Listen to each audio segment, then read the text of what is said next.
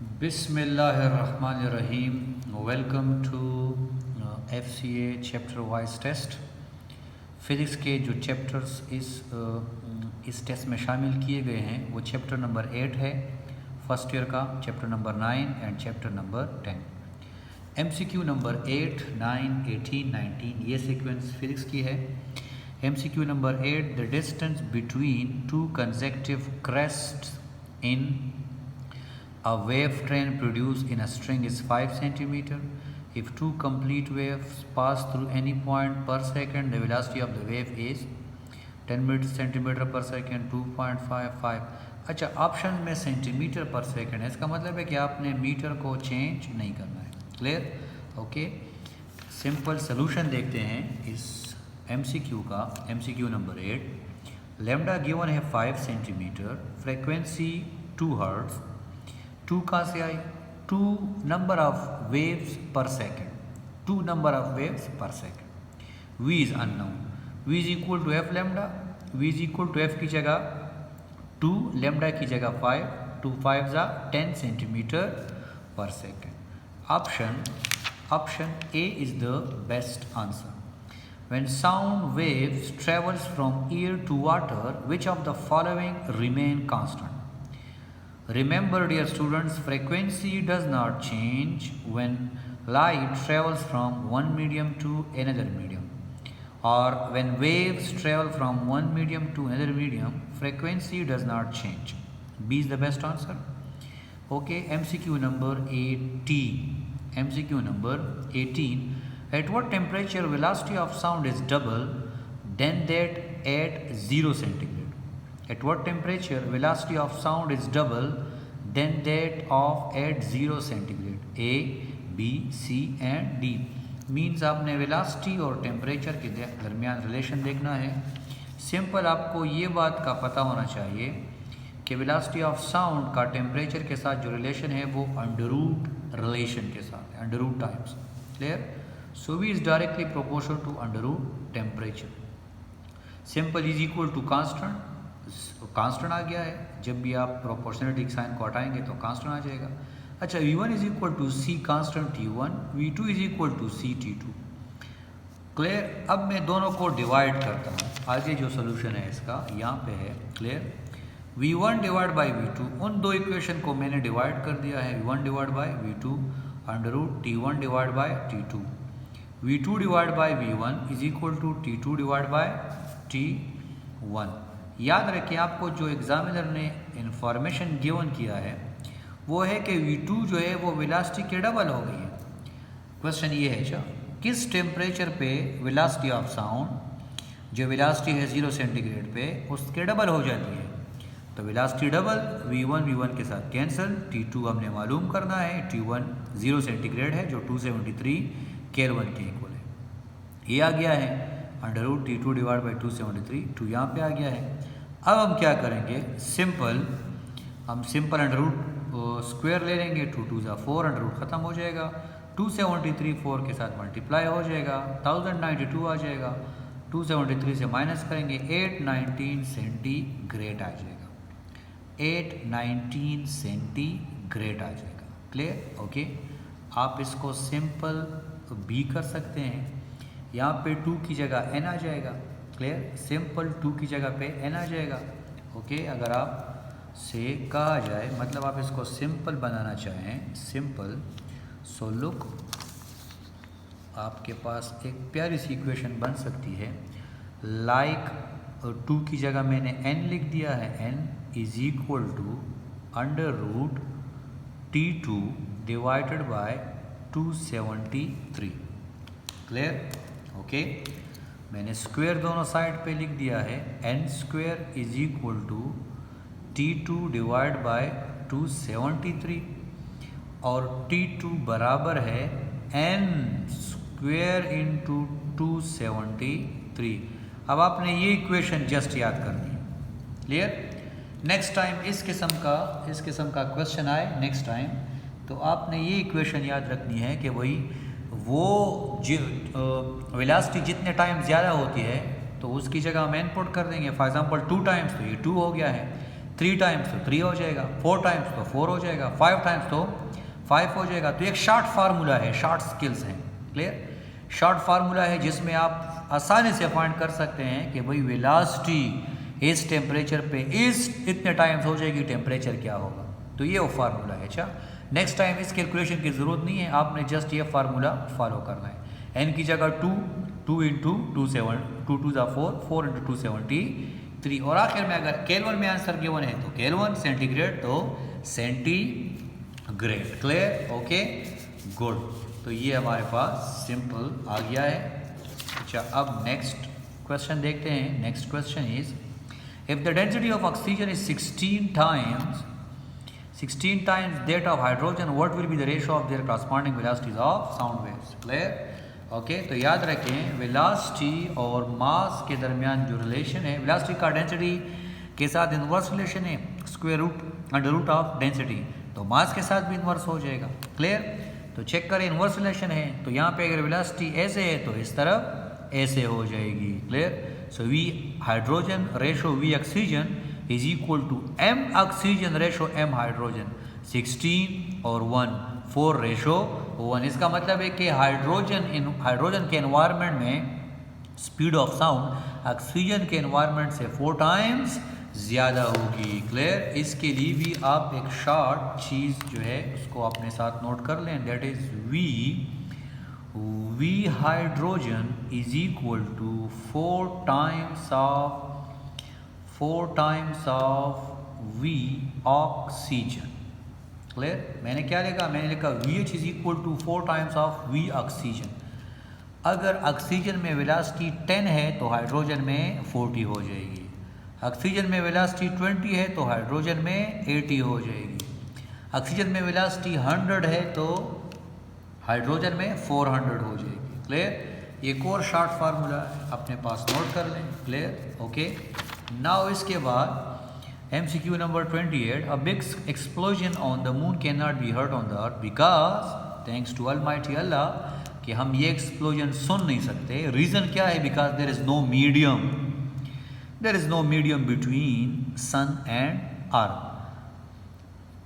Sound waves required a material medium for propagation. 28 जो है आप उसको आसानी से देख सकते हैं। 29 MCQ number 29, if the ratio of amplitude of wave is 2:1 then the ratio of maximum and minimum intensity is.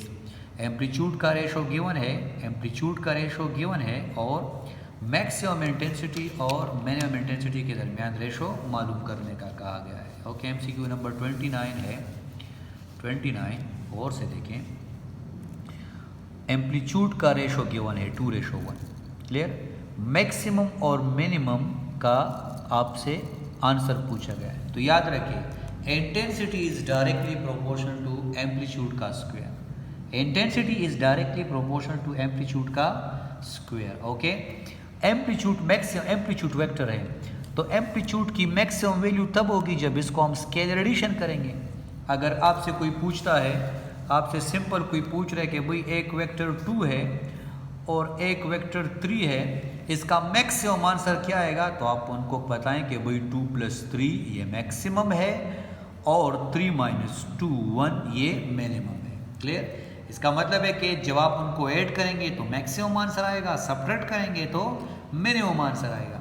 तो एम्पलीट्यूड का रेशो गिवन है, आपने इसको कैसे करना है, सिंपल इन चीज़ों को प्लस करेंगे और इंटेंसिटी एम्पलीट्यूड के स्क्वायर के बराबर है, प्लस करेंगे तो इसका 3 का स्क्वायर 9 आ जाएगा, माइनस करेंगे तो 1 आ जाएगा। गौर से सुने, जब एम्पलीट्यूड गिवन हो और मैक्सिमम इंटेंसिटी का पूछा जाए तो एम्पलीट्यूड को ऐड करना है, ऐड करेंगे तो मैक्सिमम इंटेंसिटी, सब्ट्रैक्ट करेंगे तो minimum intensity. Clear, good. MCQ number 38 इसी किस्म का है, लेकिन एक और अंदाज से मैंने पूछा है। MCQ number 38, the two interfering waves have intensity in the ratio 9:4। The ratio of intensities of maxima and minima in the interference pattern will be. MCQ number 29 में एम्पलीट्यूड गिवन था, MCQ नंबर 38 में मुख्तलिफ intensities given हैं, लेकिन maximum और minimum के बारे में पूछा गया है। अच्छा, मैंने आपको जो मेथड बताया था उसमें अगर आपके पास एम्पलीट्यूड हो तो आप मैक्सिमम मिनिमम मालूम कर सकते हैं। यहाँ पे एम्पलीट्यूड नहीं है लेकिन इसने एक और काम किया है, इसने इंटेंसिटीज़ दी हैं I1 I2, मैक्सिमम मिनिमम नहीं है बल्कि ये एक आम इंटेंसिटीज़ हैं, कोई भी दो हैं। अच्छा, तो I1 9 I2 4, अगर मैं इंटेंसिटी का स्क्वायर रूट ले लूँ तो इसे एम्पलीट्यूड आ जाएगा। देखें, एम्पलीट्यूड का स्क्वायर लूँगा तो इंटेंसिटी आएगी। इंटेंसिटी का, ये कोई भी इंटेंसिटी है, मैक्सिमम नहीं है, इंटेंसिटी का स्क्वायर रूट लूँगा तो एम्पलीट्यूड आ जाएगा। इसका स्क्वायर रूट लूँगा तो एम्पलीट्यूड आ जाएगा। Now A1 A2 is equal to 3:4। अब यहाँ से प्रीवियस क्वेश्चन बन गया है A1:A2 एंड नाउ A1:A2 3:2 और फिर उसके बाद previous solution. Okay, good. Now MCQ number 39, clear? Beats are the result of superposition of two waves of nearly equal frequency. MCQ number 48, ये MCQ जो है ये 2017 में आया है और ये टेक्निकल MCQ है। Two tuning forks when sounded together produces 4 beats per second. The frequency of one fork is 256. The number of beats heard increases when the fork of frequency 256 is loaded with wax. The frequency of the other fork is, थोड़ा सा इसको detail में पढ़ते हैं, clear? और आसान है, कोई मसला नहीं है, क्लियर? आपके पास जो फ्रीक्वेंसी 1 है एक की, वो 256 है, नंबर ऑफ बीट्स 4 हैं। गौर से सुनिए, अगर नंबर ऑफ बीट्स 4 हैं और ये फ्रीक्वेंसी 256 है तो अदर ट्यूनिंग फोर्क की फ्रीक्वेंसी 260 भी हो सकती है और 252 भी हो सकती है। इसका मतलब ये है कि अगर आपको एक फ्रीक्वेंसी गिवन है तो आप बीट्स को ऐड करके अगली फ्रीक्वेंसी दे सकते हैं और सेपरेट करके अगली फ्रीक्वेंसी दे सकते हैं। या मैं आपसे सिंपल पूछूं कि 260 और 256 के दरमियान नंबर ऑफ बीट्स कितने होंगे तो आप कहेंगे 4। और अगर मैं आपसे पूछूं कि 252 और 256 के दरमियान नंबर ऑफ बीट्स कितने होंगे 4, तो इन दोनों में अब हम कंफ्यूज हैं कि भाई आंसर कौन सा है। अगर आंसर इन दोनों में से एक होगा तो वही हमारा आंसर है, अगर दोनों होंगे तो फिर हम कंफ्यूज हैं और इसके लिए हमारे पास एडिशनल इन्फॉर्मेशन की इंतहाई ज़रूरत है। क्लियर? एडिशनल इन्फॉर्मेशन वो क्या दे रहा है? एडिशनल इन्फॉर्मेशन देखिए, सी और डी दोनों ऑप्शन है। एडिशनल इन्फॉर्मेशन ये है, the number of beats heard increases when the fork of frequency 256 is loaded with wax. Okay, तो चले मैंने इसको लोड कर दिया है। ए के मुकाबले में ये ए लोड हो गया है। याद रखें, जब लोड होगा तो इसकी फ्रीक्वेंसी कम हो जाएगी। लोडेड का मास ज़्यादा होगा और लोडेड की फ्रीक्वेंसी कम हो जाएगी। लोडेड का टाइम पीरियड ज़्यादा होगा। क्लियर? ओके, ये लोड हो गया है। लोडेड के बाद जो नंबर ऑफ बीट्स हैं अब यहाँ पे डिपेंड करते हैं, वो इंक्रीज हो गए हैं। लोडिंग के बाद, इसको लोडिंग के बाद नंबर ऑफ बीट्स क्या हो गए हैं? इंक्रीज हो गए हैं। आपने बताना है कि बी क्या हो सकता है। क्लियर? तो अगर गौर से देखें, अच्छा फॉर एग्जाम्पल ये 252 था फॉर एग्जाम्पल, ओके, और ये क्या है 256। लोडिंग के बाद इसकी फ्रीक्वेंसी क्या हो जाएगी? 255, मतलब कम हो जाएगी। क्लियर? कम हो जाएगी। ओके, लोडिंग के बाद फ्रीक्वेंसी कम हो जाती है। अच्छा, हमने सपोज किया कि 252 है और लोडिंग के बाद ये क्या होगी? 255।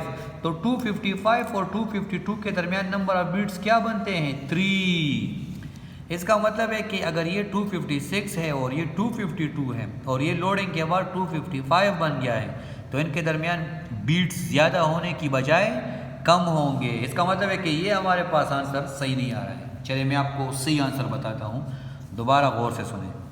अब ये क्या है? 260, ये क्या है? 256। लोड करने के बाद क्या बन गया है? 255। 255 और 260 के दरमियान नंबर ऑफ बीट्स कितने बनेंगे? 5। इसका मतलब है 4 से 5 ज़्यादा हो गया है, तो द बेस्ट आंसर इज 260। अब एक सिंपल ट्रिक सुने। लोडिंग के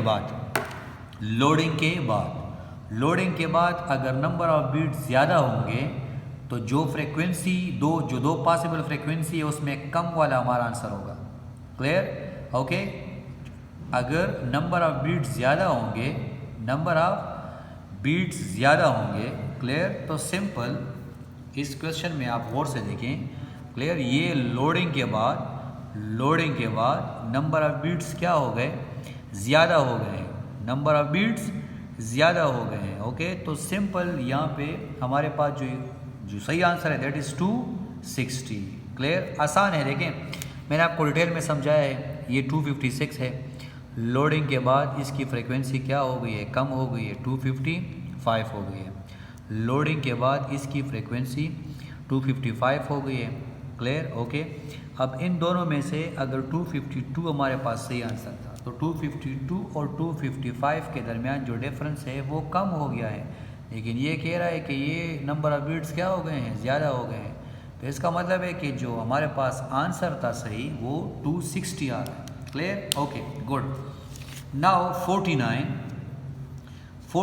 में चेक करें। 49 अट्यूनिंग, ये क्वेश्चन आप लोग ज़रा गौर से देखें। A tuning fork of frequency 100 when sounded together with another tuning fork of unknown frequency produce 2 beats per second. On loading the tuning fork whose frequency is not known and sounded together the tuning fork of frequency 100 produce 1 beat, then the frequency of the other tuning fork is. Clear? और से देखें, again वही question है, थोड़े से अलग अंदाज में है। ओके, नाउ ये ए है, इसकी फ्रीक्वेंसी 100 है, नंबर ऑफ बीट्स 2 हैं, तो पॉसिबिलिटी है कि 102 हो या 98 हो। लोडिंग बी को हमने लोड किया है, बी को लोड किया है, तो अगर बी को लोड किया है फॉर एग्जांपल 98 को हमने लोड किया है, 98 को लोड करेंगे तो 98 से क्या बन जाएगा, 97 बन जाएगा।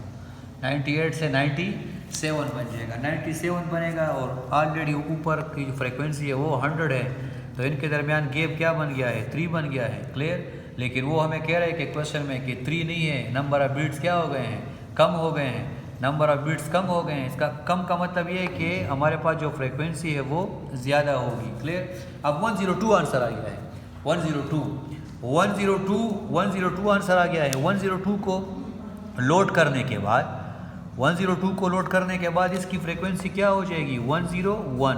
अब 101 और 100 के दरमियान नंबर ऑफ बीट्स कितने हैं, 1। यस, तो इसका मतलब है कि हमारे पास जो राइट आंसर है दैट इज़ 102।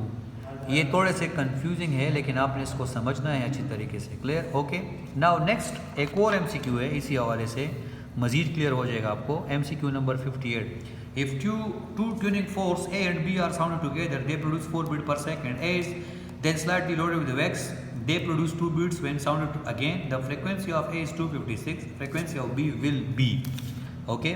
Now check करें एक और आसान क्वेश्चन। A की फ्रिक्वेंसी क्या है, 256। B या 260 है या 252 है। क्लियर, लोडिंग के बाद ये ऊपर वाला क्वेश्चन है, लेकिन उसमें बीट्स कंफर्म नहीं थे, इसमें बीट्स कंफर्म हो गए हैं। लोडिंग के बाद नंबर ऑफ बीट्स क्या हो गए हैं, कम। वहाँ पे बीट्स ज़्यादा हुए थे, यहाँ पे बीट्स कम हो गए हैं। लोडिंग के बाद नंबर ऑफ बीट्स क्या हो गए हैं, कम हो गए हैं। आपने बताना है कि बी की फ्रिक्वेंसी क्या होगी। क्लियर, तो इसकी फ्रिक्वेंसी क्या है, 256। क्लियर, लोड करने के बाद ये क्या बन जाएगा, लोड करने के बाद ये बन जाएगा, इसको लोड करने के बाद ये बन जाएगा 254। अब नंबर ऑफ बीट्स, इस और इसके बीच में नंबर ऑफ बीट्स कितने हैं, 2। इस और इसके बीच में नंबर ऑफ बीट्स कितने हैं, 6। तो उसने मुझे कितने बताए हैं, 2, तो इसका मतलब है कि सही आंसर क्या है, 252। Clear, okay. Now next is the two tuning forks have frequency 450 Hz and 454 Hz respectively. On sounding these forks together, the time interval between successive maximum intensity will be. तो सिंपल इसको याद रखें, जो time between maxima है वो 1/n के बराबर है। n कितने हैं, 4। Time is equal to 1/4। इसका मतलब है कि 1 सेकंड में अगर 4 नंबर ऑफ बीट्स हैं, गौर से सुने, 1 सेकंड में दग दग दग दग दग 4 किस्म के दग दग हो रहे हैं, बीट्स दिल की धड़कन को कहते हैं। क्लियर, जिस तरह दिल धड़कता है इस तरह इसको बीट्स कहते हैं। तो 1 सेकंड में 4 नंबर ऑफ बीट्स हैं, दग दग दग दग, तो 2 दग दग के दरमियान टाइम कितना होगा, 2 दग दग के दरमियान टाइम 0.25 सेकंड होगा, 1/4 के बराबर है। Clear, good, okay. MCQ number 68 को आप लोग पढ़ें। ये 2 वाइब्रेटिंग डेज number of beats produce per minute is. Clear, आप इसको स्टिल करके क्वेश्चन गौर से पढ़ें और फिर मैं आपको सोल्यूशन बताता हूँ। क्लियर, ये इक्वेशन गिवन है, y is equal to 4 sin 500 pi t। This standard equation a sin 2 pi f। F missing है, ये रहा हमारा एफ। क्लियर, ये स्टैंडर्ड इक्वेशन है। अच्छा, यहाँ पे जो चीज़ है और यहाँ पे जो चीज़ है इसको कंपेयर करते हैं। 500 pi T 2 pi F T, T T के साथ कैंसिल, पाई पाई के साथ cancel, 2f is equal to 500, f is equal to 250। एक की फ्रिक्वेंसी मालूम हो गई है, दूसरे की फ्रिक्वेंसी मालूम हो गई है।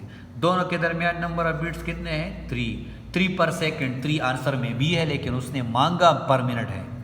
तो अगर 1 सेकंड में 3 बीट्स हैं, 2 सेकंड में 6, 3 सेकंड में 9, 4 सेकंड में 12, 5 सेकंड में 15, 60 सेकंड में 180 बीट्स हो जाएंगे। Clear, good. Which property makes difference between progressive and stationary waves? Propagation of energy. Energy एक में प्रोपेगेट हो रही है, दूसरे में प्रोपेगेट नहीं हो रही है। 78 MCQ नंबर 78 और से पढ़ें। Close pipe and an open pipe have their first overtones identical in frequency, their lengths are in ratio. फिर से बता रहा हूँ, close pipe and open pipe MCQ number 78 आपको बताया गया है कि भाई इनके जो फर्स्ट ओवरटोन्स हैं वो सेम हैं, आपने इनका लेंथ इन रेशो फाइंड करना है। Clear, okay.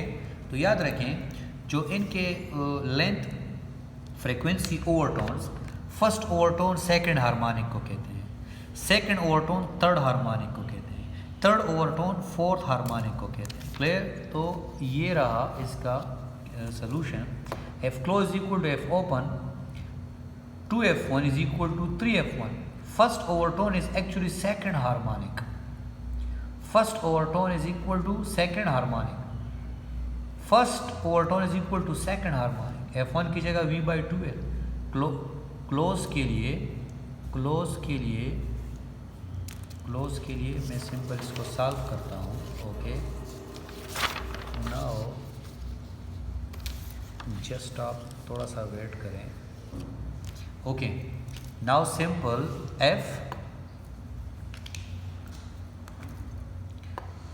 f close is equal to f open. First overtone is actually second harmonic. Clear, close के लिए। ओके, क्लोज के लिए ये 3 बन जाएगा। ओके, या सिंपल इसी को आप कैरी करें। ओके, इसको आप ओपन कर दें और इसको आप क्लोज कर दें। Clear, open, this open second harmonic first overtone, close second harmonic first overtone. Close की जगह मैंने v/4l लगा दिया है और यहाँ पे v/2l, 2 के साथ कैंसिल, v के साथ कैंसिल। ये जो रह गया है दिस इज एक्चुअली ओपन और ये जो रह गया है दिस एक्चुअली क्लोज। क्लियर, तो ओपन रेशो क्लोज बराबर है 3:4। Okay, 3:4 is the best answer. Now it is desired to increase the fundamental resonance frequency in a tube which is closed at one end. Open tube की बात कर रहा है। Open की fundamental frequency बराबर है v/2l। ओके, v कांस्टेंट है तो आप l को चेंज करेंगे तो इसकी फ्रीक्वेंसी चेंज हो जाएगी। क्लियर, l चेंज करेंगे तो फ्रीक्वेंसी चेंज हो जाएगी। ये रहा opening, decreasing the length of the tube. Okay, increase करना चाहते हैं, इंक्रीज करेंगे तो लेंथ डिक्रीज करेंगे। 88 a closed organ pipe and an open organ pipe are tuned to the same fundamental frequency. What is the ratio of the lengths? Okay, ये simple inner question. अब इसमें overtone की बात नहीं कर रही है, फंडामेंटल फ्रीक्वेंसीज की बात की गई है। ओके, फंडामेंटल फ्रीक्वेंसीज में क्या होगा, ये सिंपल फंडामेंटल फ्रीक्वेंसी हम पुट करेंगे। क्लोज के लिए फंडामेंटल फ्रीक्वेंसी किसके इक्वल है, v/4l। ओपन के लिए क्या है, v/2l। v के साथ कैंसिल, 2 4 के साथ कैंसिल, तो simple v close ratio v open is equal to 1:2। Clear, okay, 1:2, 1:2 is the answer. Okay, now आपने जो नेक्स्ट क्वेश्चन है that is actually MCQ number 89. MCQ number 89. If fundamental frequency of closed pipe is 50 Hz, then frequency of second overtone is. Second overtone जो है वो actually second overtone actually third harmonic है। Okay, second overtone actually third harmonic है। third harmonic 5f1 है close के लिए। F1 की जगह 50 to 50 आ जाएगा। Okay 108, sorry MCQ number 98। Two coherent monochromatic light beams of intensity I and 4I are superposed. The maximum and minimum possible intensity in the resulting beam are, okay, तो intensities given है, फिर maximum minimum intensity से हम amplitude की तरफ जाएंगे और amplitude से वापस जैसे हमने ऑलरेडी किया है उसी तरह वापस आ जाएंगे। ये रहा इंटेंसिटी, इंटेंसिटी से हम एम्पलीट्यूड की तरफ आए हैं, ऑलरेडी हमने डिस्कस किया है। एम्पलीट्यूड को प्लस करेंगे और एम्पलीट्यूड को माइनस करेंगे, 9:1 आंसर आ जाएगा। Clear. Wave front of a wave has direction with wave motion perpendicular. Clear. Wave front जो है, वेव फ्रंट जो है, वेव फ्रंट हर पॉइंट पे, ये वेव फ्रंट मैंने ड्रा किया और ये प्रोपगेशन की। क्लियर। तो हर पॉइंट पे वेव फ्रंट जो होगा वो क्या है, परपेंडिकुलर है। Okay good. Now 118, MCQ number 118, MCQ number 118। The ratio of intensity of two waves are given by this. The ratio of amplitude of the two wave is, intensity given है, amplitude की तरफ जाना है, आपने just क्या करना है, square root ले लेना है। Clear. 108, this the ratio of intensities and ratio of amplitude. Okay 109, if the speed of light in vacuum is centimetre per second, then the velocity of light in medium और refractive index is, तो simple याद रखिए velocity जो है वो c/n के बराबर है। n क्या है, रिफ्रैक्टिव इंडेक्स है, तो अगर ये रिफ्रैक्टिव इंडेक्स 1.5 है तो ये 1.5 टाइम्स कम हो जाएगा। क्लियर। डिपेंड करता है मीडियम पे, मीडियम का रिफ्रैक्टिव इंडेक्स जितना ज़्यादा होगा उतना स्पीड लाइट की कम होती जाएगी। Okay. In Young double slit experiment the source illuminating the slit is change from blue to violet. Blue का वेवलेंथ जो है, ब्लू का वेवलेंथ वायलेट के मुकाबले में कम है, ब्लू की फ्रीक्वेंसी वायलेट के मुकाबले में ज़्यादा है। क्लियर। सॉरी, वायलेट की फ्रीक्वेंसी ब्लू से ज़्यादा है, वायलेट की फ्रीक्वेंसी ब्लू से ज़्यादा है और वायलेट की का वेवलेंथ ब्लू के मुकाबले में कम है, तो हम change from blue to violet. Clear. तो ब्लू का वेवलेंथ, वायलेट की फ्रीक्वेंसी ब्लू से ज़्यादा है, वायलेट का वेवलेंथ ब्लू के मुकाबले में कम है। क्लियर। तो अगर वायलेट की तरफ जाएंगे तो वाई क्या होगा, डिक्रीज होगा। लेमडा के साथ ये क्या है, directly proportional. 119, diffraction interference of light suggest, याद रखिए डायफ्रैक्शन क्या करता है, डायफ्रैक्शन ये बता रहा है कि भाई लाइट वेव है, डायफ्रैक्शन ये बता रहा है कि लाइट वेव है। B is the best answer. Okay 128, polarised glass is use in sunglass because, option A, the coefficient of performance of a Carnot refrigerator working between 30 and 0। तो simple question है, थोड़ा सा देखने में मुश्किल नज़र आ रहा है। देखें 1 - T2, 0 पुट किया है, 0 तो केल्विन इसलिए नहीं हो सकता क्योंकि 0 केल्विन पॉसिबल नहीं है, तो ये सेंटीग्रेड है। 273 एंड 303, अब इसको सॉल्व करना थोड़ा सा मुश्किल है। 273 की जगह लगा दें क्या, 270, 303 की जगह लगा दें क्या, 300। Okay now 300 LCM, 300 - 270, 30, 30/300, 1/10, simple answer 10 आ गया है। यहाँ पे कॉम्प्लिकेट लग रहा है लेकिन आप इसको राउंड करेंगे, अप्रोक्सीमेशन मेथड यूज़ करेंगे तो ये बेस्ट वेपन्स हैं इस किस्म के क्वेश्चन को सॉल्व करने के लिए। ओके नाउ साइक्लिक प्रोसेस में वर्डन क्या होता है, 0। कार्नोट इंजन 100 एफिशिएंसी इसलिए पॉसिबल नहीं है क्योंकि 0 स्केल एब्सोल्यूट 0 पॉसिबल नहीं है। 148, on a cold morning a metal surface will feel colder to touch than a wooden surface because, आप सुबह सवेरे उठते हैं और आप स्टील के किसी भी सब्सटेंस को टच करते हैं तो आपको वो ठंडा फील होता है बनिस्बत दरख्त के, बनिस्बत लकड़ी के। रीज़न क्या है, थर्मल कंडक्टिविटी मेटल सरफेस की ज़्यादा है। Okay the specific heat of a constant pressure is greater than specific heat at a constant volume, क्योंकि कांस्टेंट प्रेशर पे वर्डन रिक्वायर्ड होता है। क्लियर। ओके 158, डायफ्रैक्शन इफेक्ट्स और साउंड इजीली डायफ्रैक्ट होता है, इसीलिए आप जब बातें करते हैं तो आपके इर्द गिर्द लोगों को आपकी आवाज़ सुनाई देती है, इवन दीवार के उस तरफ से भी आवाज़ आ जाती है, साइड से भी आवाज़ आ जाती है। ये रीज़न क्या है, क्योंकि साउंड वेव लॉन्गर वेवलेंथ है, इनकी वेवलेंथ लॉन्गर है और डायफ्रैक्शन पॉसिबल है। फर्स्ट लॉ ऑफ थर्मोडायनामिक क्या कहता है? First law of thermodynamic simple हमें कह रहा है कि भाई Q जो है ये इंटरनल एनर्जी और वर्क डन के बराबर है, तो internal energy Q minus W के बराबर है। Okay, very simple answer, B is the best answer. Okay, now 168 temperature of reservoir of Carnot engine operating with an efficiency 70% is 1000 Kelvin, temperature of its sink is 70% efficiency है, 70% efficiency है। कितना ज़ाया हो रहा है?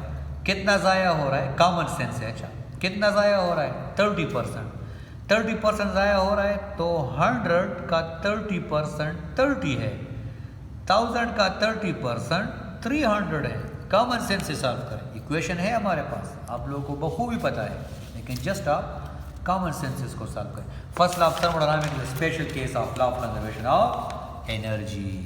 Okay, 178 efficiency of Carnot engine is 100% if T2 is 0.